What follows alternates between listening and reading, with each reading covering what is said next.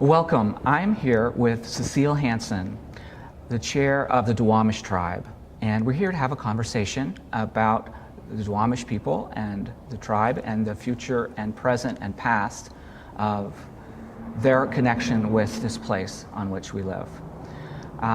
So, Cecile, tell me a little of what everyone should know about Duwamish tribe. The Duwamish tribe is the indigenous people of Seattle, and we're still here.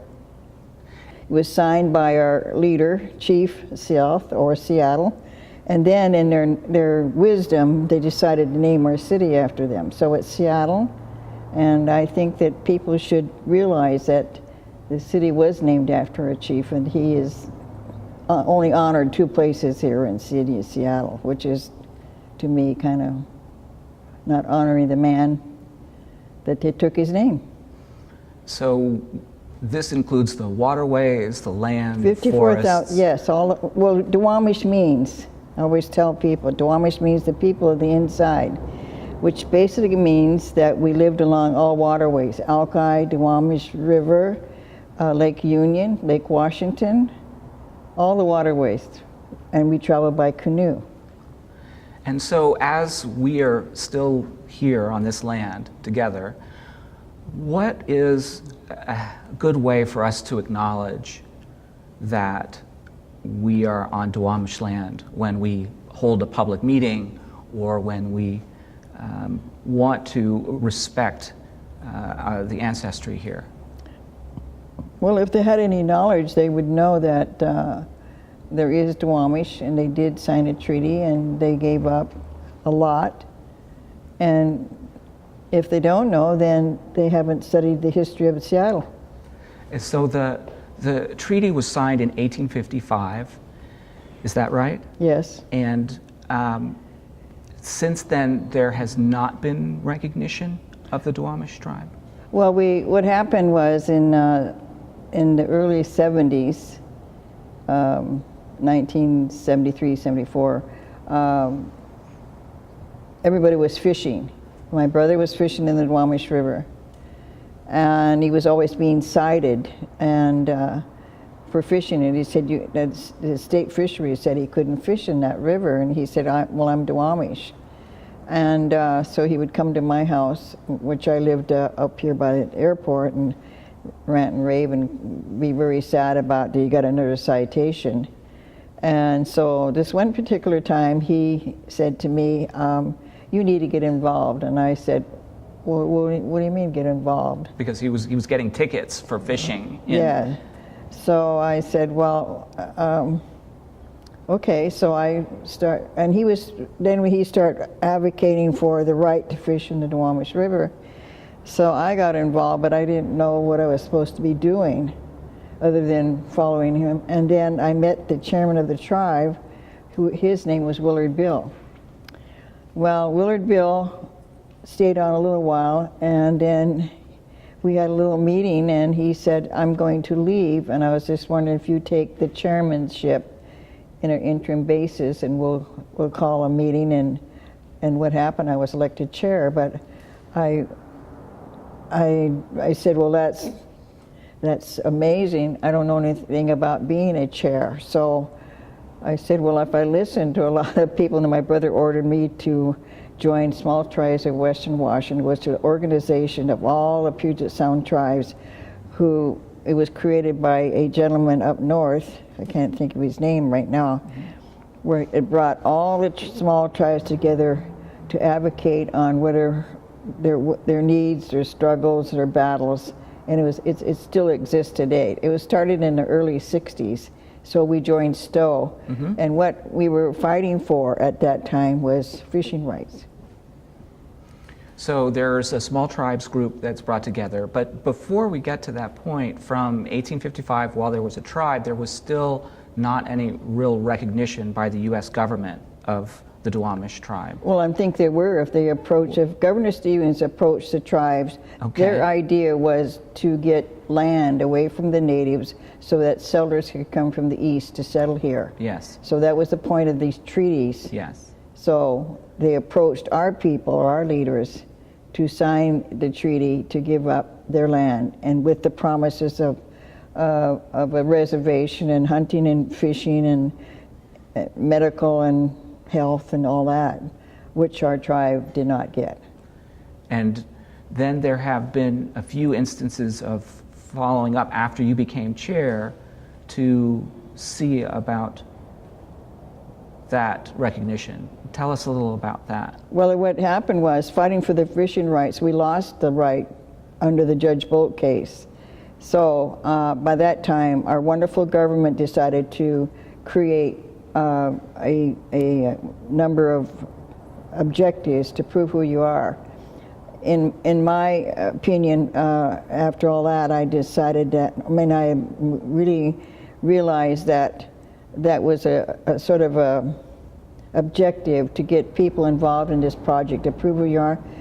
So naively, we joined that process to prove who we are.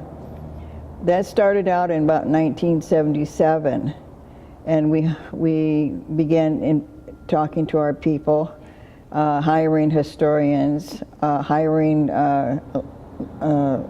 law firms or legal people to help us. Now that went on for years, and then we put our petition into the federal government, but we received 2 negatives. I don't understand why we did that, because we were talking about our history. Yeah, and who I'm sorry though, you said that you had to prove who you are. How do you prove who you are? Do other people have to prove who they are? Well, that's the question I say today, because naively, I don't think we should have went through that process at that time. But if you're as naive as I was at that time, when we only wanted our fishing rights back, I don't think we should have even entered that process. Why does any Native American in the United States have to prove who they are? They're indigenous, they're first. But we did it. But we went through the process, we lost our fishing rights, went through all the waiting for them to review our petition, and then in 2001 I got a phone call on the last day of the administration of Clinton saying we recognized. Okay, what happened on Monday, they put a hold on it, and then that following year they took our acknowledgement away. So you, to this day, do not have formal recognition from the U.S. government? Yeah, we protest, but then I got a phone call from one of the, somebody from the Bureau saying, you're extinct. What is that? The ongoing policy of people being involved in the Bureau of Indian Affairs and the Bar of Acknowledgement, it's really bad for all Native people when they have to prove who they are. Yes. So how do you, in your own way, know and understand who you are as a tribe, as a group of people? Do you come together? Do you share things in common? What is it that you see as holding the tribe together now? I'm not sure today. I just know that if they say they're Duwamish, I mean, they claim. I think it's kind of sad. The only thing that we can help them, if they're a tribal member, is food vouchering. We don't have a lot of money that we can pay them money. If they was a member, that's the sad part, because we can't afford to give them stipends or money. Just food vouchering, though, we give them. But it's really sad, because I think that they thought when we got acknowledged in 2001 that we were going to be able to, enjoy the acknowledgement, which means that we would get money to help us get a reservation and get health and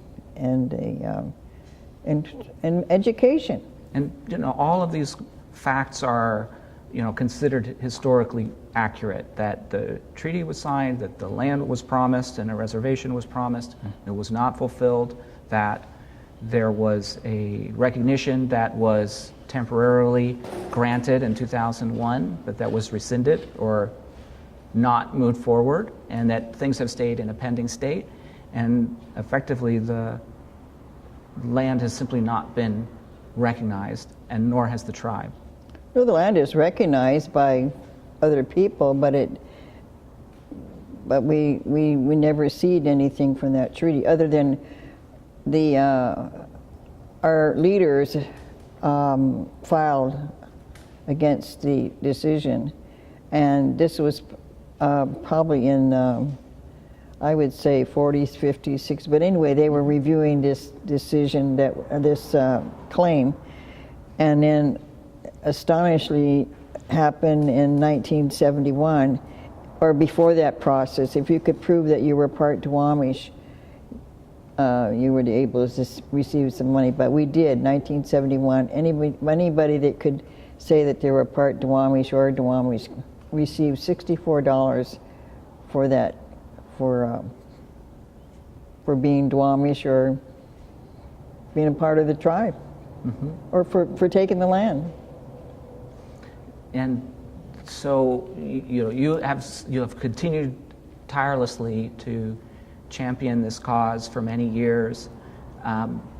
What if you could whisper into the ear of our city mayor and our council people? What would you say to the people who are on this land, who are either not recognizing you or unaware of your place here? What would you hope to plant in their minds? Well, I'm delighted to hear that we might be meeting with our mayor today. I have tried through the years to meet with the mayor. The only reason I would meet with the mayor 5 minutes of their time, would you pass a resolution saying the Duwamish tribe are the people of Seattle? Very simple. Pass a resolution, and that helps to plant a seed back in D.C. that the people, the leaders here in Seattle say, yeah, Duwamish is a tribe. But I haven't been able to have that. They have never wanted to meet with our tribe. So I'm hoping if we have a meeting with this that's supposed to be coming up tentatively, that I would ask for money to help to maintain our longhouse. Yeah. And so tell me about the longhouse. How did the longhouse come into being? Well, I moved around. I had decided when I was the chair that we've never had any headquarters, so I was very blessed to get $7,000 in the early, I think it was the early 70s, or it was maybe late 70s, and so I went around trying to rent an office. We never had an office. Our leaders always met in their homes through the years, from treaty times up to when I decided that we needed an office. But I got this this statement from people, why do you want an office? I told them who I was. I said, because we need a headquarters. And what are you going to do? I said, we're going to open an office. I got a lot of, it's really sad that I got that kind of opinion, but I continued to pursue trying to find an office for our people, and met this gentleman who was a realtor in Burien, and he rented me an office for $100. And not only that, he advocated, we didn't have no office furniture or anything, but he advocated and helped us set up our phone system. Mm-hmm. So then we finally got an office and got a phone and start buying furniture, buying office furniture and a desk, and hired a part-time receptionist. Yeah. And that grew into the Longhouse. Now we got too much stuff. No. What happened was that we rented from him, Mr. Hall, for at least 10 years. Then we got too many people coming and going, so we went across the street and we rented another office. And then Mr. Hall showed up and he said, well, I got a bigger office, why don't you come rent again from us? But by that time, the office, we had to pay a little bit more, but this man was very amazing and very helpful to help the tribe. Why do you think he wanted to help the tribe? I don't know, maybe he was being kind. The guy was a millionaire, I swear, at that time. Okay. Maybe he was just saying, well, I got to, sometimes it comes in, we have to do a kind thing. Mm-hmm. Maybe it was just, because I was getting this belligerent, maybe not belligerent, maybe because when they look down at you, what do they call it?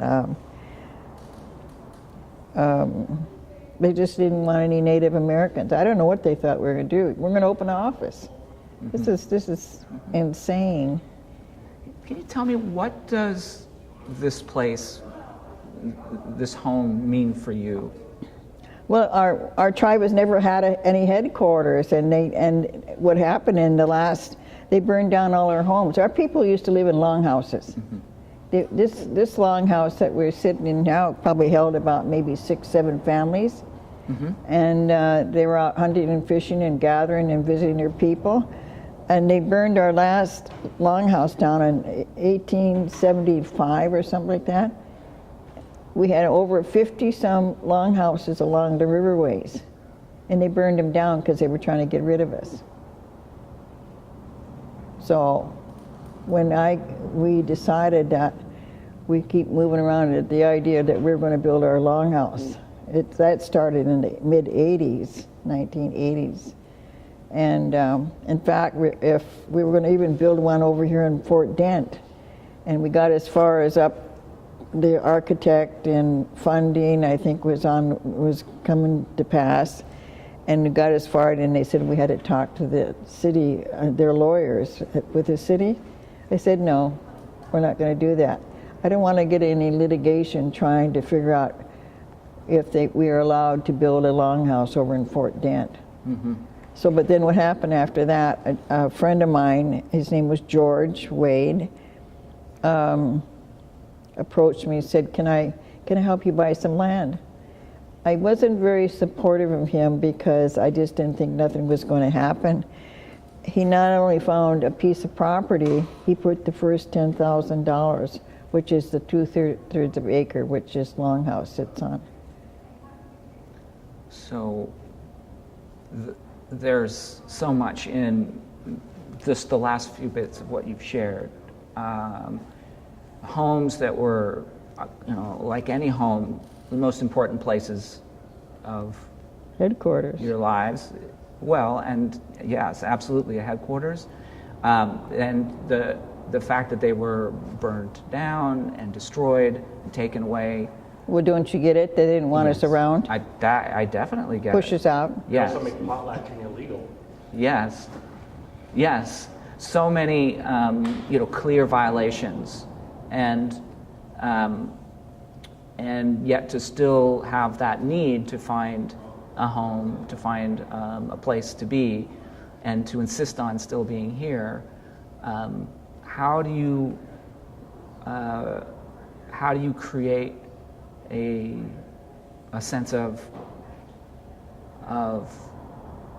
peace about the living situation, or how do you resolve the conflict between the past wrongs and current injustices and the need to have a safe place to be?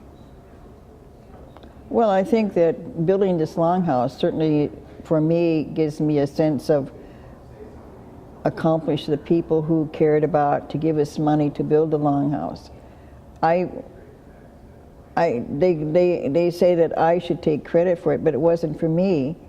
It was all the people who supported the idea of building the longhouse, which would be our cultural building to tell about the history of the Seattle. That's the whole point about it. But I'm glad that I'm able to come over here and have a desk and answer my phone and write a few letters. Well, one of the questions about history is, what is the future of history? Some of the things you've shared have been hidden or buried, and I'm wondering if you could share a few other either key stories in the Duwamish history. How did the Duwamish people view having this land? Was this a place they had come to? Is there an origin story from the Duwamish traditions? Are there... Well, this is where our people lived. Yes. Before contact of settlers. And I think that our people should be realize that, they still have a place in this city of Seattle, and they have their own cultural longhouse that certainly belongs to them. It doesn't belong to me. But I'm glad that we have a home that they can say, this is our place here in Seattle. Probably the only there's only two places where you see maybe the chief's statue. It seems to me that if they named a city, I certainly am. I'm really. I feel that the leaders of our tribe, or leaders of our city, should really applaud their indigenous people and be a little more caring, but they're not. And what would it look like if they were to make more room for the Duwamish and for the history of it? Well, we wanted to build our longhouse down at the waterfront, and they shut it down. Well, maybe that could be still created, even though they shut down one effort. If there had been 50 longhouses, perhaps there could be 50 again, and that could be the second. Does that mean everybody moves out, let all the natives move in? Well, I don't know. What do you? People are. We all have legs and can move, so people move as well as stay, and displacement is a history of many peoples. Exactly. So it's not an unimaginable thing to create space where there hadn't been space before. What would you imagine a little bit, or maybe more than a little bit, more space could be? Would it be a second longhouse on that site? Would it be? Are there other sites that are considered particularly valued or memorable or worth their historical place in our future? I don't see that happening because they're permitting these big corporations building these buildings. There is no space down there. Yeah. Downtown. It would showcase the indigenous people. I don't think. I mean, I don't know. I'm just happy that we have our space here, and I think to try to find a place before, and we're allowed to have a longhouse next to the Duwamish River. We wanted to do one across the river, across the street, but the Port of Seattle said no, because they said they had to ask another tribe if we could build a longhouse over there, and they said no. Mm-hmm. I'm curious, how do you find Duwamish people relating to non-natives who are here? Well, I'm sure. Well, no, because we've been assimilated. Yes. I think we're very educated. We're knowledgeable. You have to interact with everybody else because we're not sitting on a reservation, which is so confined. I mean, we have people that, like I said, absolutely are assimilated and educated and know about everything. I believe. Yeah. Well, and does that make it difficult to preserve the cohesion of the tribe, or is that goes hand in hand? No, I think it's if you think that you are. I mean, my ancestry. I'm part Norwegian and French and Italian, but it doesn't mean that I'm going to go and live in some other country. I know that I'm Native American. I know that I'm from the state of Washington. I'm very happy to be here in Seattle, to live here, and to know that I am part Duwamish. And you said your father brought you here from Grace Harbor area. Yeah. What was it like? What are your first memories of moving to this area? What was it like where you lived? And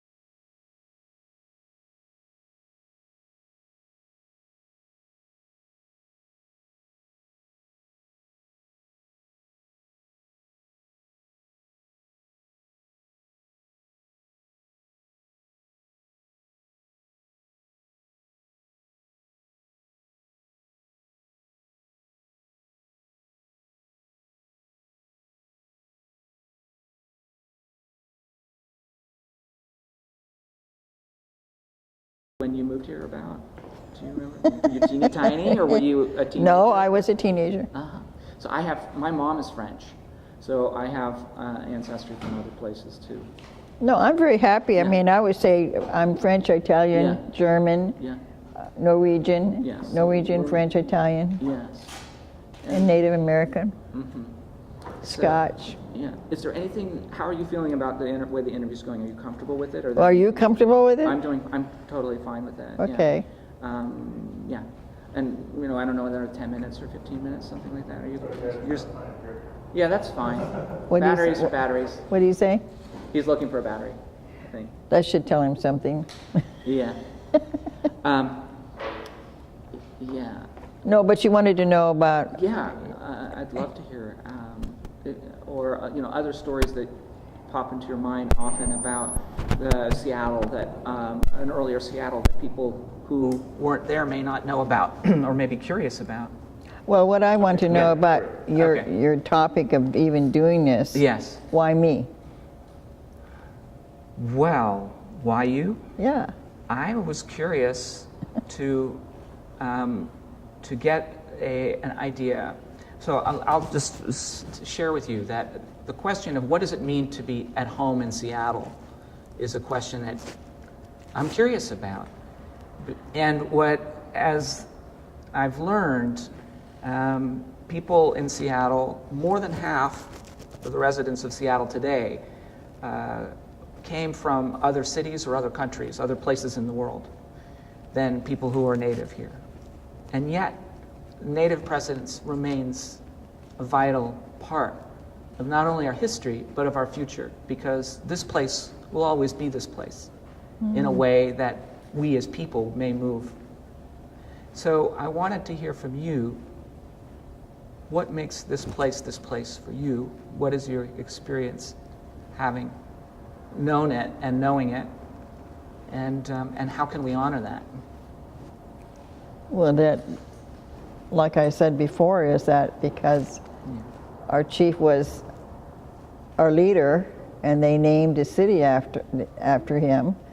They didn't know how to speak in the Lushootseed, but I'm glad that it's, because Seattle is known all over the world, and but I'm not sure they don't know too much about the indigenous people. And the more that I think that we but just share about the history, and that we'll continue to learn that the people are still here. I mean, even though the federal government said that we weren't recognized, that doesn't, I say, it's my opinion, our people are still here as they are. This is not we're not the only isolated tribe that suffered this injustice, because it started happening in the East Coast, when they pushed all the native people away, and or someplace so that they could settle over there. But it's if they said that there's over 500 tribes that were here before, and they're still here, they still exist,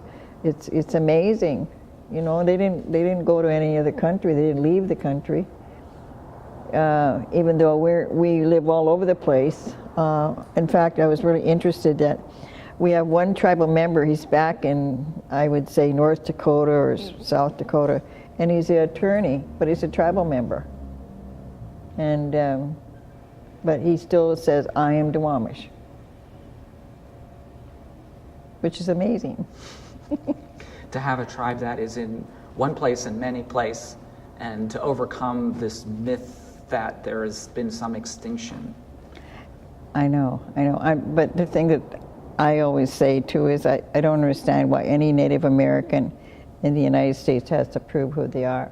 They are. I mean, I never picked my parents, but I'm very proud of my ancestry of being different ethnic groups. So. And Yeah. is there a traditional Duwamish way of meeting or recognizing people from other groups? No, just welcome them. I mean, I've heard or I've been told that I can't believe that different ethnic people, Indian tribes that have settled here in Seattle. It's amazing. if they say, because there's more Native Americans here in the Seattle. Well, they're probably all over, but there's a lot of Native people live here in Seattle. In fact, tonight I'm going to be going to do a powwow and do a greeting and say a prayer tonight. Well, evidently I did it last year, so they invited me back. And so I'm not into powwows. It's where they all come together and they sing and they pray and they socialize and they eat. It's a social thing for Native Americans. Well, they're having a powwow tonight. Mm-hmm. And when you think of your children and your grandchildren, you have grandchildren now? I have 5 daughters. Yes. 17 grandchildren, and I don't know how many greats. Okay. And you think of their grandchildren. What do you think of the legacy of their Duwamish ancestry and their future? Well, I'd just be proud if their parents and their grandparents would share, I mean, both sides would share with it. Be proud of who you are. I mean, they didn't ask to be born. I certainly was not requested. And, but I, after growing up and learning who I am, or who I was and where I came from, I'm very proud of who I am.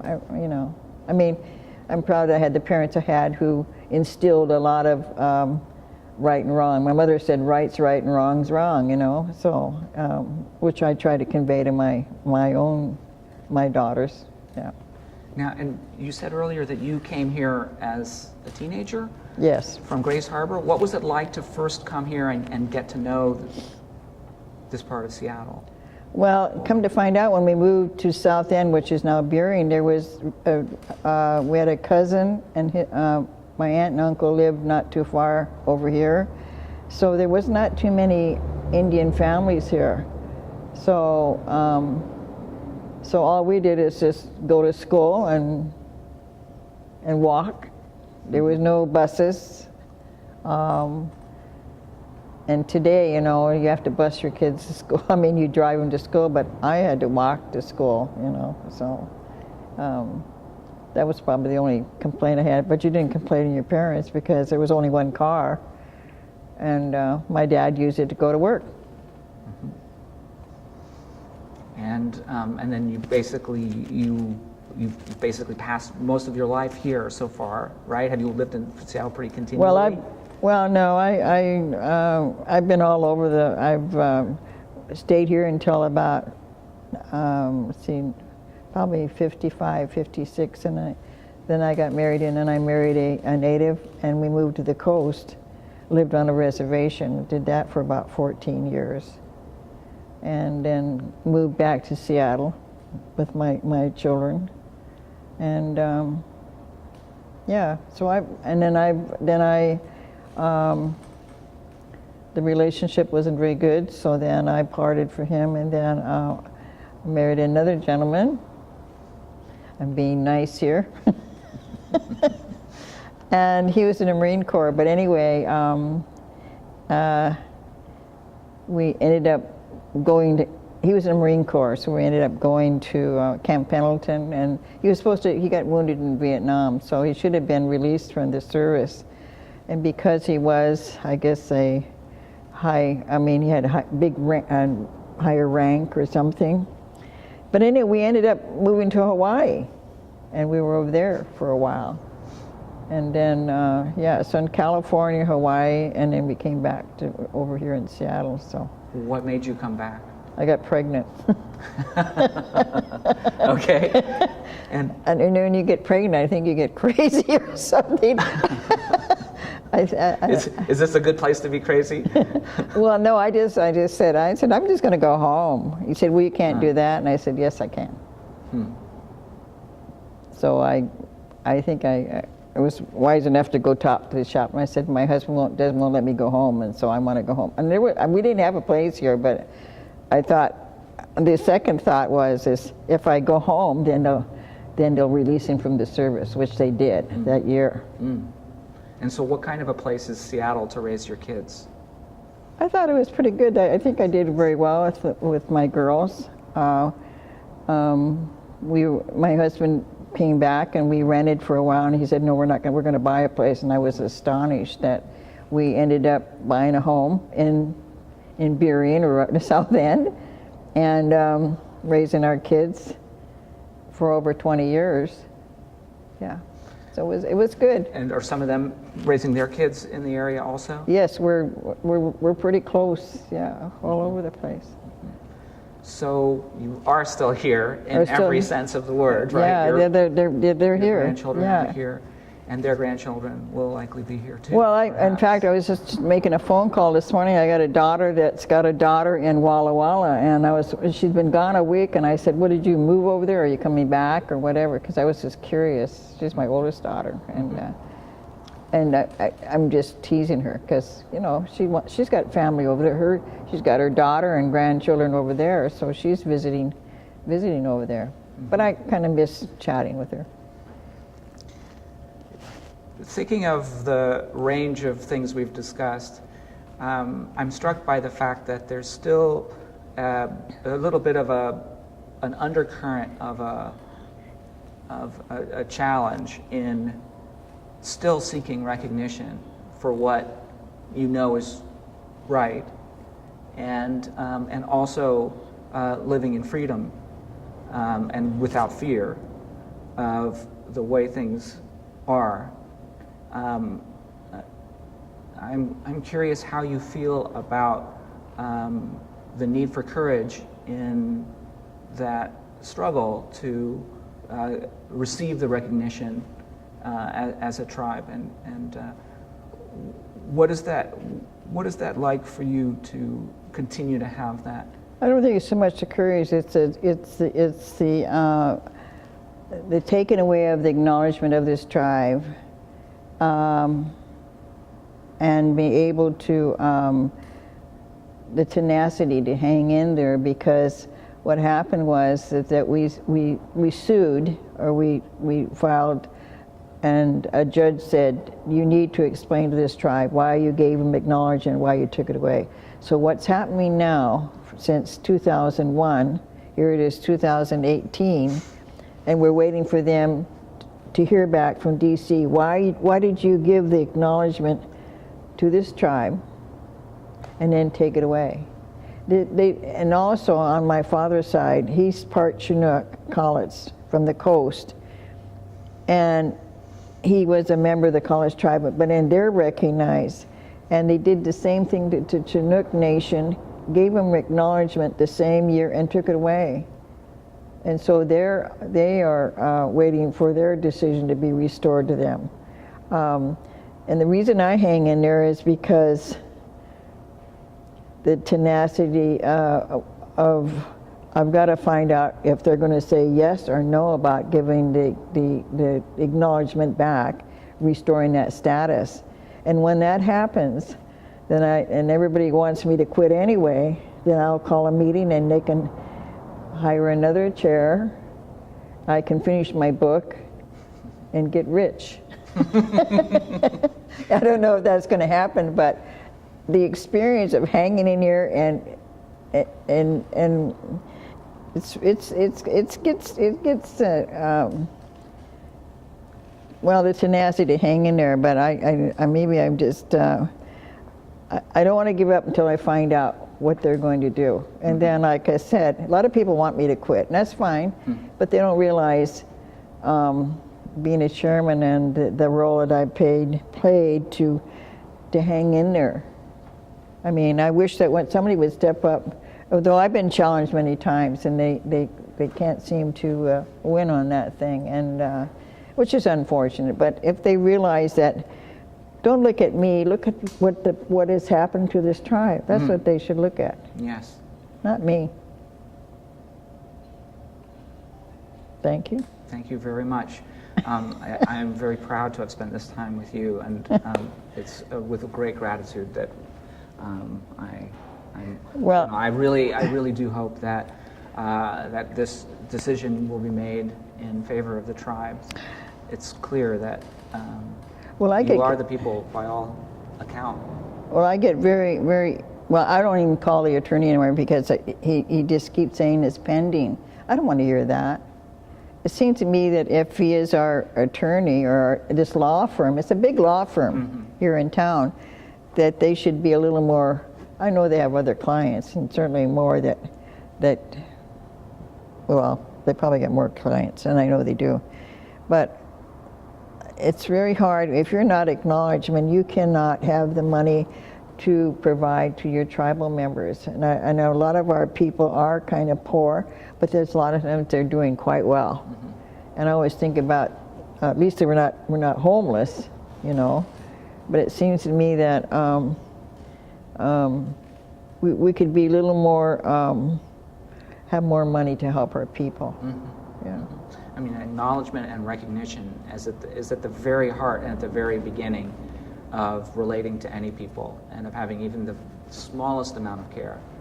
So to seek recognition and acknowledgement is the very least that can be given to anyone, and especially someone with as clear a place. Well, I say to anybody, why does anybody have to prove who they are?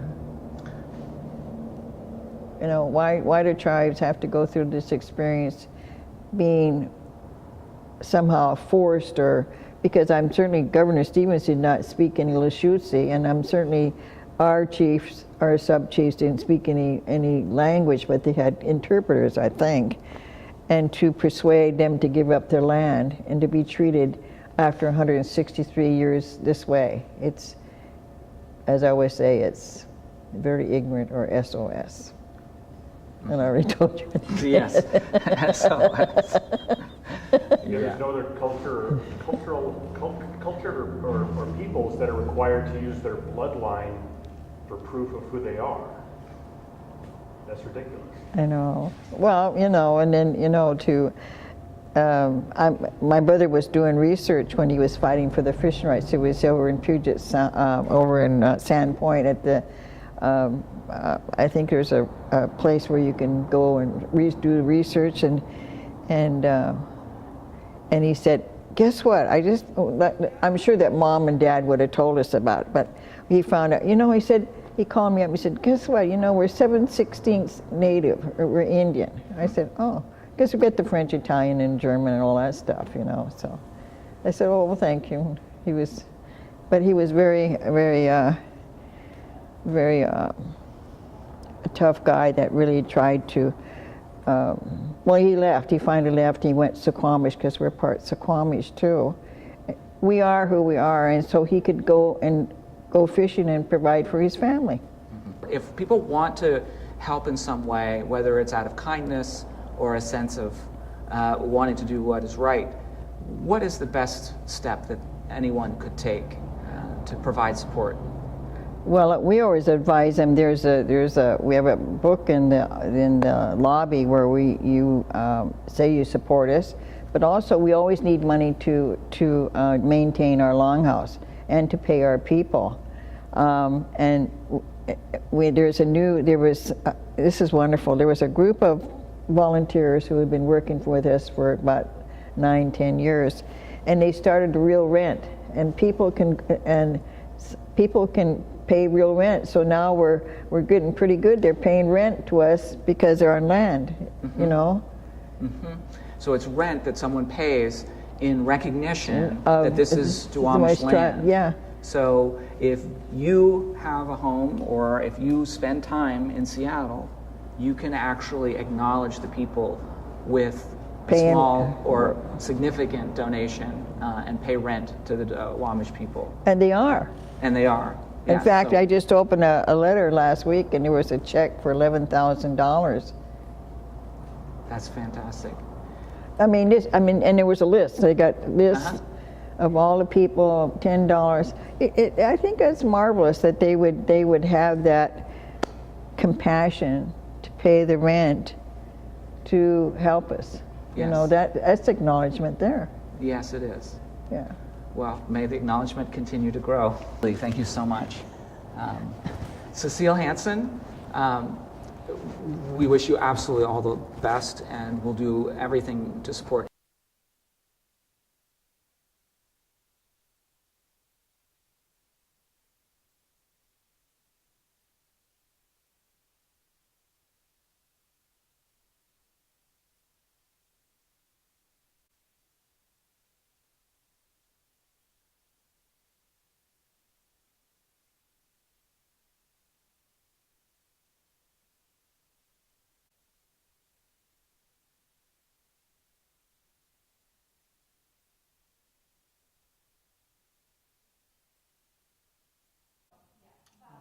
of audio. This is Princess Angeline, daughter of Chief Seattle, at her cottage at the foot of Pike Street, almost 1890. Princess Angeline defied the Treaty of Point Elliott and Seattle city laws forbidding Native Americans living in the city by remaining in her downtown home at present-day Pike Place Market.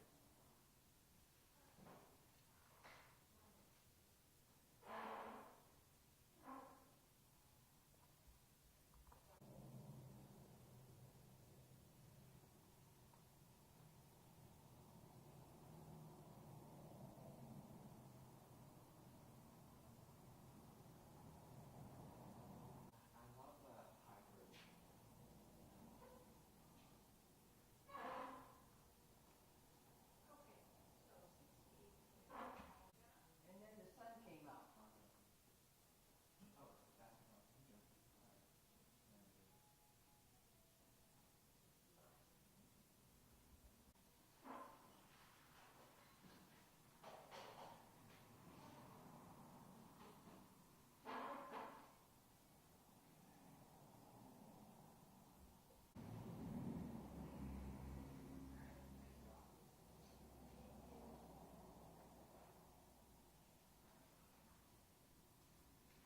Duwamish. Yeah, Everett. Uh-huh. Him and his wife are retired, Uh-huh. and I think his wife is babysitting or something.